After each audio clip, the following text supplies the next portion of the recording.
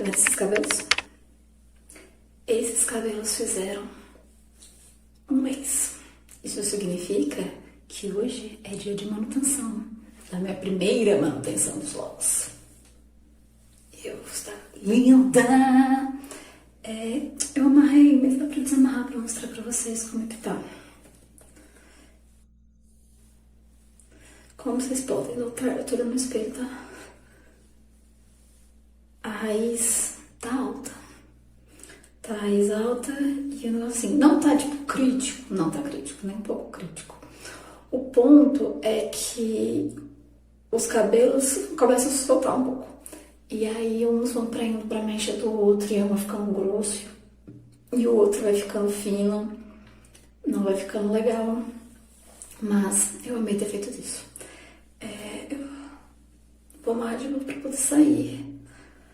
Eu tenho vontade de fazer, eu tinha, né? Vontade de fazer os locks desde os meus 16 anos de idade. Eu tenho 31. Enfim, eu coloquei essa vontade pra fora.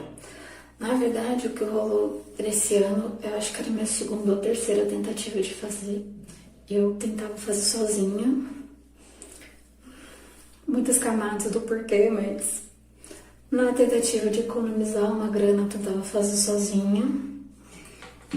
E aí não dava certo, porque existe técnica, existe treino, uma série de coisas que precisa existir, que eu não tinha, né, Brasil? E nessa terceira tentativa eu fiz. Uma semana depois já tava soltando, porque eu não conseguia fazer com agulha, na técnica de agulha. Meu cabelo, na parte de cima ele é ondulado e na parte de baixo ele é cacheado. E eu tentei muito aprender, fiz milhões e milhões de vídeos com a técnica de agulha e eu não conseguia aprender a fazer de jeito nenhum. E aí, obviamente, mesmo fazendo com interlocks, quando eu tentei fazer eu fiz mais fino do que tá. E aí não tava soltando. Porque eu sabia fazer, era a primeira vez que eu tava fazendo em mim mesma, que já é um rolê, né?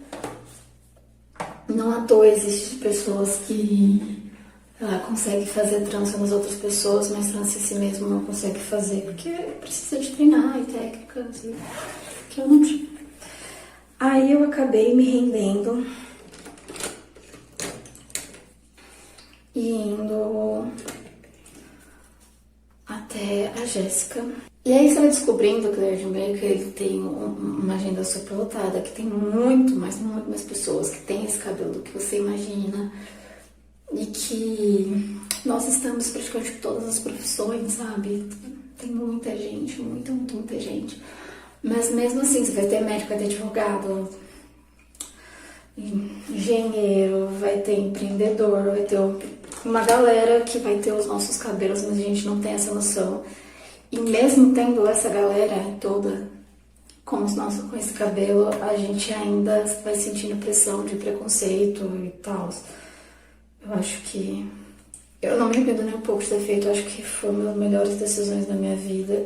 Eu achava que era zoeira, que as pessoas falavam que o único arrependimento é de não ter feito isso antes, e é. O único arrependimento é de não ter feito isso antes. Porém, é necessário e válido dizer que preocupações que eu não tinha antes começaram a existir. Eu recebi uma validação para elas? Não. Mas elas existiram, elas começaram a existir. Eu conheço outras pessoas que têm dread e eu não sei como que é para elas, se isso mudou ou se não mudou. Mas porque a maioria das pessoas todas as pessoas com quem eu conversei que têm dread, elas já têm a pele mais escura do que a minha, então talvez não mudou, porque isso já era, enfim, infelizmente, uma preocupação cotidiana delas, que elas não tinham muita opção de ter ou não ter essa preocupação, elas simplesmente tinham.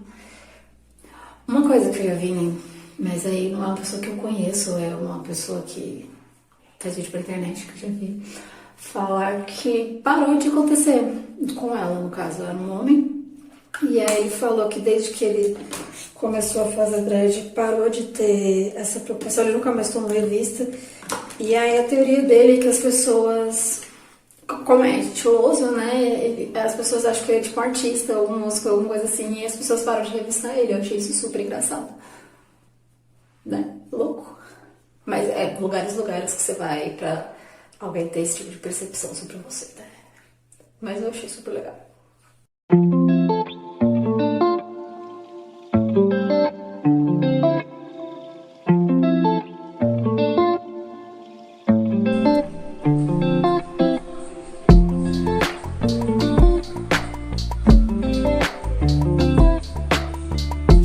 Hoje já se passaram 2 dias.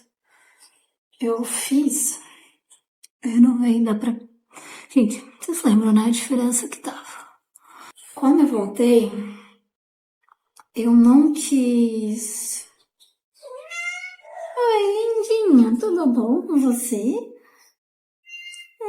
Tudo bom. A minha gata, gente. Oi, pessoal.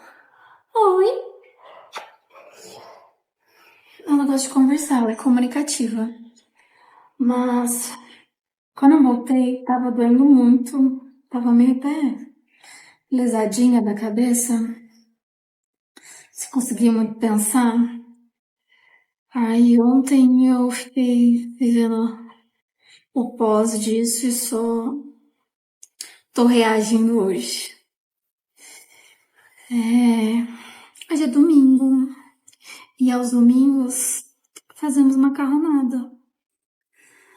Você sabia que o texto cristão fora da Bíblia mais antigo que a gente tem, Notícias, que chegou até a gente, foi escrito antes mesmo da Bíblia terminar de ter sido escrita?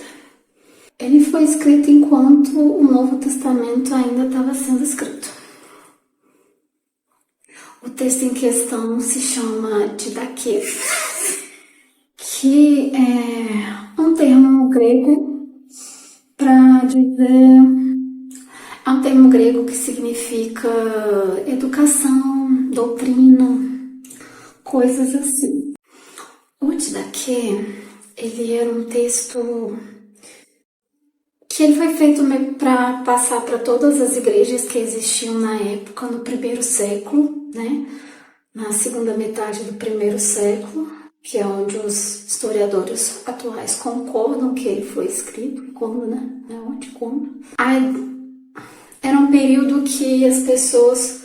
que não existiam líderes fixos em cada comunidade cristã. Cada comunidade cristã estava espalhada em alguma cidade, mas não tinha como nós temos hoje, que nós temos pastores, presbíteros e etc. dentro de cada local. Na época, os líderes eram itinerantes, viajantes. E é uma das formas das pessoas mostrarmos para as outras o que é um falso mestre, que não é um falso mestre, para reconhecer e não cair no golpe. Se ele fica mais do que 2 dias junto com vocês, ele é um falso mestre. Se ele pede dinheiro, ele é um falso mestre. Se ele pede para servir à mesa e come da mesa que ele pediu para servir, ele é um falso mestre. Se ele não ensina vocês a fazer a mesma coisa que ele faz, ele é um falso mestre, mas nessa situação não cabe a gente ir lá e contra esse mestre. Você entrega para Deus e espera ele ir embora, que ele vai embora. Caso ele não for embora por algum motivo, ele sentiu que tem que ficar mais tempo com vocês, ele deve ser sustentado pelo próprio trabalho, com a profissão que ele tem.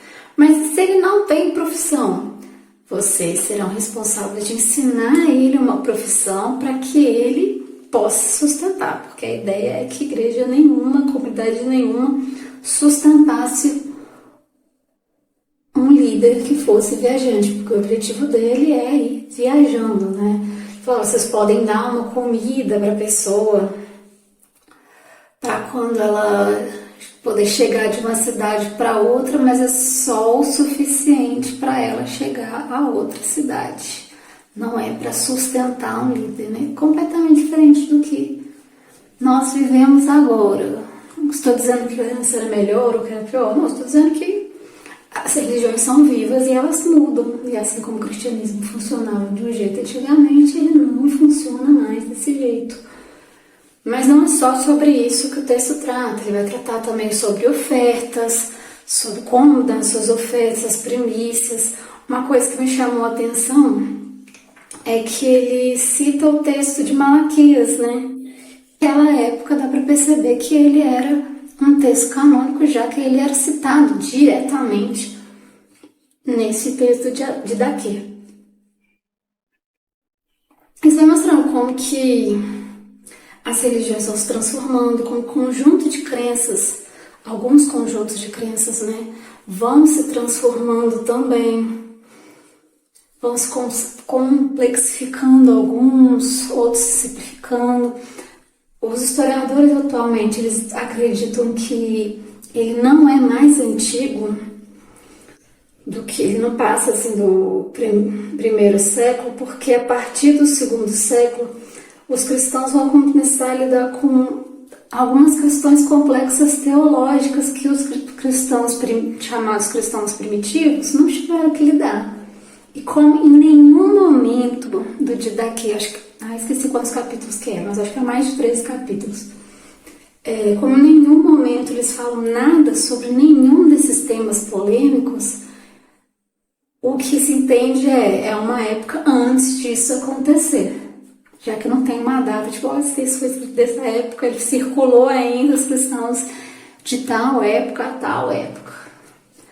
Mas assim, vocês sabiam disso? Eu perguntei ao meu irmão que fez teologia, ele falou que ele viu isso na faculdade, mas como eu não fiz teologia, eu nunca vi, e eu achei isso muito legal. Porque às vezes a gente fica pensando, como será que era a vida dos cristãos antigamente? No início de tudo, assim. E um pouco desse texto mostra pra gente como que era a vida desses cristãos. Eu tô me arrumando pra visitar uma igreja. Já fui lá há muitos anos atrás. Mas decidi ir lá hoje de novo. Não tem nada especial, mas decidi. Só que fica aquele questionamento que eu tinha começado no vídeo, que é, será que terei tratamento diferente por ter dread? Será? Eu não sei. Será que essa igreja está preparada para receber uma pessoa de dread? Assim, os meus dreads são finos e tal, tem essa cara que eu tenho, ainda me ajuda um pouco, mas... E aí, quem não tem? Quem tem aqueles dreads bem do estereótipo, eles serão bem recebidos? Não serão bem recebidos? Eu serei bem recebido? Não sei.